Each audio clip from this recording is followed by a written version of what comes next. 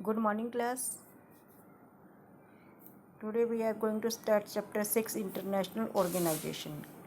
ये चैप्टर आपका first term में इंक्लूड है और ये अभी हमारा हुआ नहीं है, इसलिए हम इस चैप्टर को स्टार्ट कर रहे हैं। पार्ट बी को छोड़कर पार्ट ए स्टार्ट कर रहे हैं। पार्ट बी में जो फर्स्ट टर्म में है वो चैप्टर हमारे कंप्लीट हो गए। ओवरव्यू, अपनी अपनी बुक आप भी ओपन कर लीजिए। पेज नंबर 81 है। In this chapter, we shall discuss the role of international organization after the collapse of Soviet Union. International organisation, सबसे पहले तो आपके लिए ये समझना ज़रूरी है कि इंटरनेशनल जो ऑर्गेनाइजेशन है वो क्या है। जैसे एक नेशनल ऑर्गेनाइजेशन होते हैं जो कंट्री को टेक केयर करते हैं, एक इंटरनेशनल ऑर्गेनाइजेशन होते हैं जो कंट्रीज़ की, वर्ल्ड में जितने कंट्रीज़ हैं उनकी गवर्नमेंट को ऑर्गेनाइज़ करते हैं, उनकी जो गवर्नमेंट को कंट्रोल करते हैं, उनको इंटरनेशनल ऑर्गेनाइजेशन कहा जाता है। और सोवियत यूनियन के कोलैप्स के बाद 1991 में इंटरनेशनल ऑर्गेनाइजेशन का क्या रोल रह गया है उसके बारे में हम इस चैप्टर में डिस्कस करेंगे।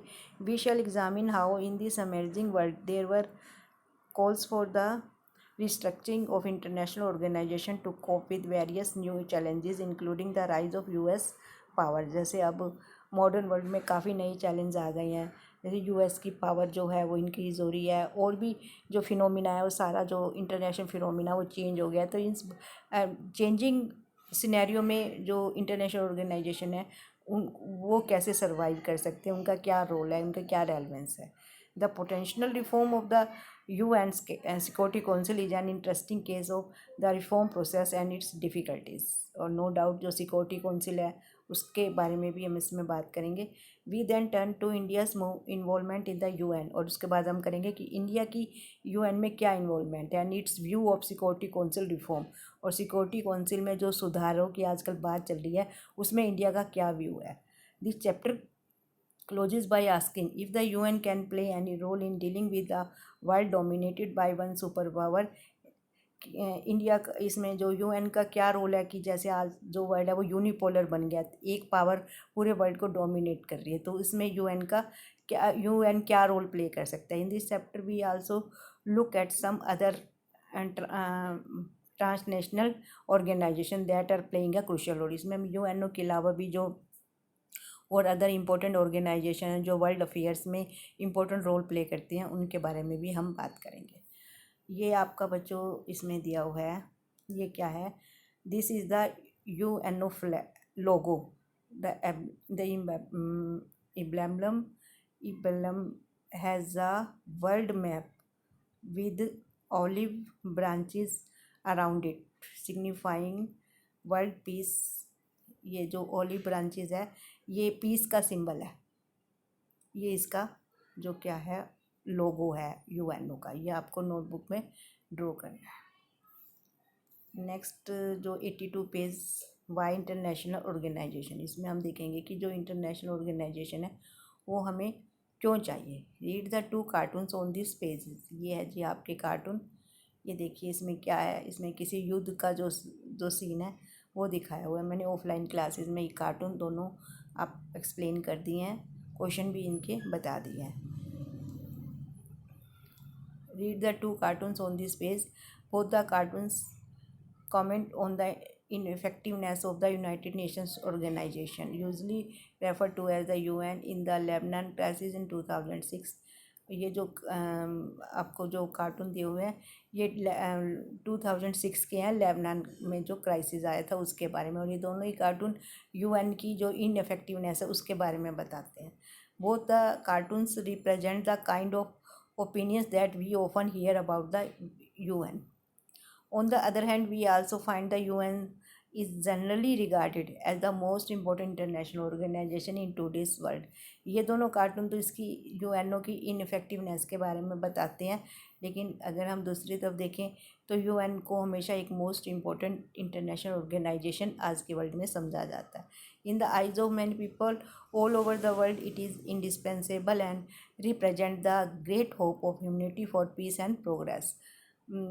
इसी को ही पीस और प्रोग्रेस का जो साइन है वो माना जाता है। Why do we then need organisation like the UN?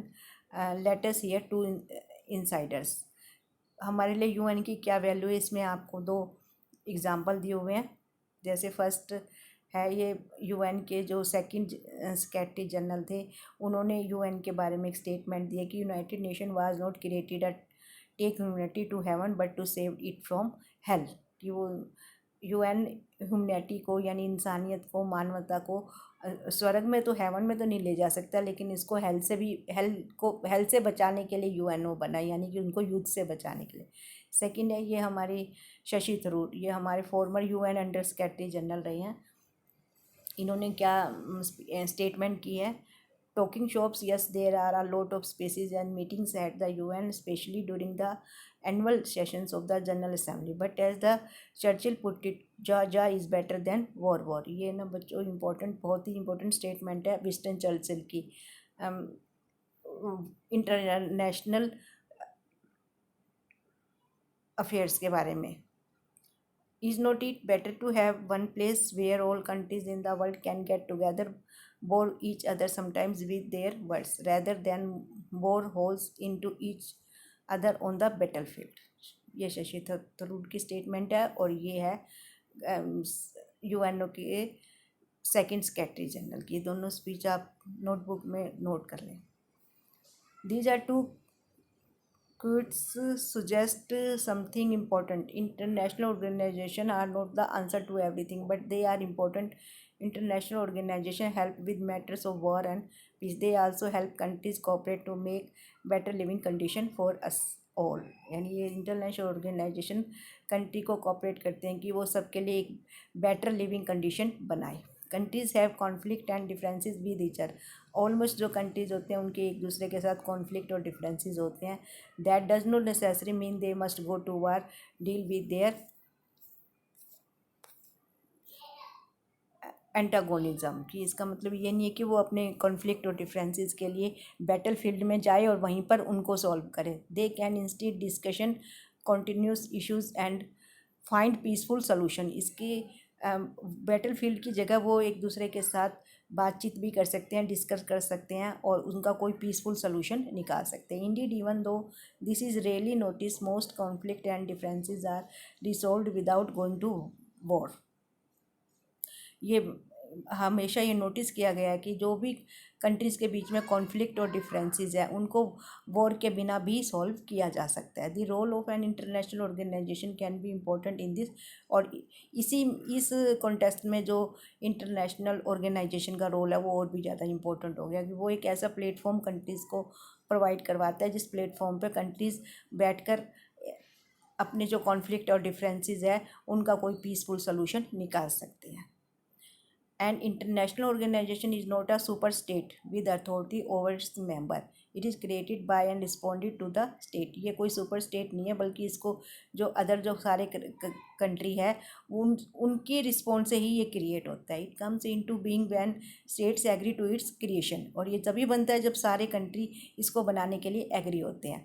Once created it can help states resolve their problem peacefully. और एक बार ये क्रिएट होने के बाद कंट्री की ही हेल्प करता है उनकी प्रॉब्लम को पीसफुली सॉल्व करने में। ये सारी इंपॉर्टेंस है यूएनओ की।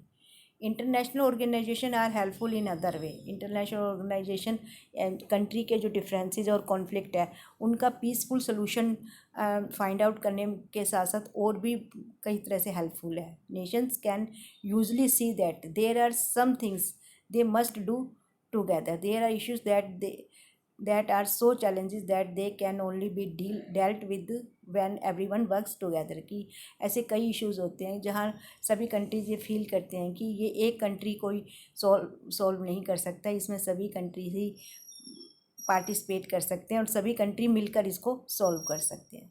जैसे एग्जांपल है डिजीज़